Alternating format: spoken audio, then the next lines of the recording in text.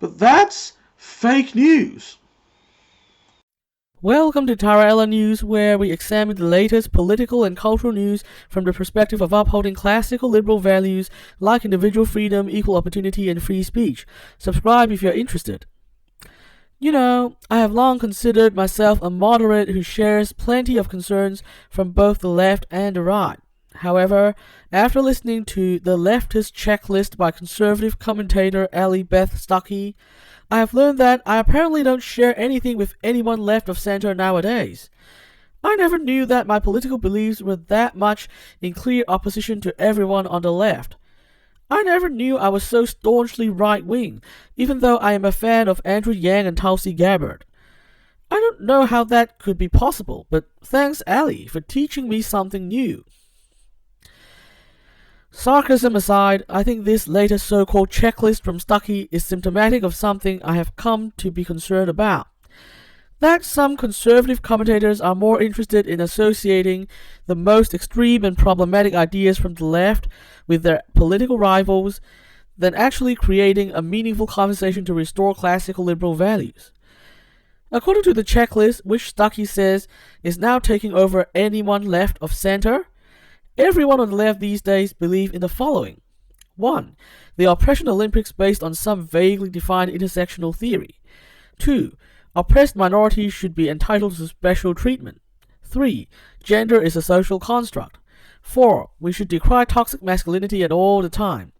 5. A biological male can be a biological female. 6.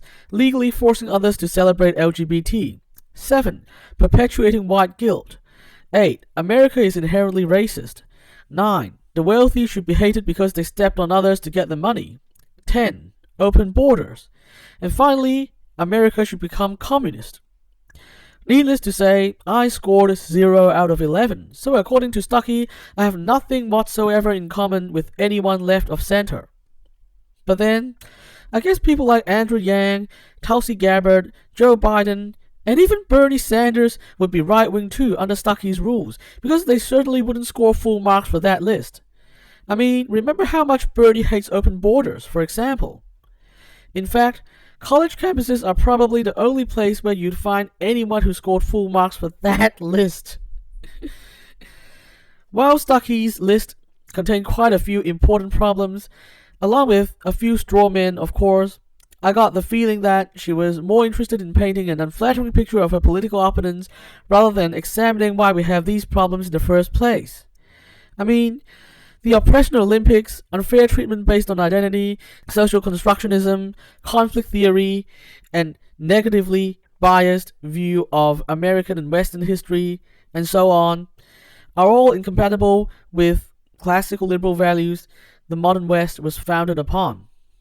I believe we need to be able to use our rational reasoning and our understanding of the various critical theories, conflict theories, and postmodern theories that have led to those problematic views to bring the cultural consensus away from those ideas and back to the classical liberal values of individual liberty, color blindness, equality before the law, and so on. But I didn't see any of that happening in Stuckey's video. Instead, from what I can see, she's essentially enjoying the problem because it gives her ammunition to paint Democrats as crazy, which would serve both to unite her right-leaning audience and to attack their common enemies. And this certainly isn't the first time I have been concerned about this behavior from some commentators on the right. Instead of drawing attention to these problems and inviting a broad-based response, these commentators seem to want to turn these problems into a meme that they can unite their own tribe behind, or else a stick that they can beat the other tribe with.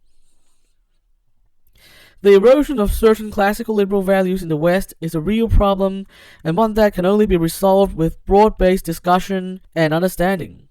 Turning it into yet another tribal game is not only wrong, it serves to delay important and long overdue cross-party discussions that are required to solve the problem at hand. The classical liberal heritage of the West is way too important to be used as a political football. That's all for today. I'll be back next time to discuss another big idea. Subscribe if you want to follow our story. The transcripts are available on the internet. And remember to resist the hive mind and stay individualistic. The world depends on it.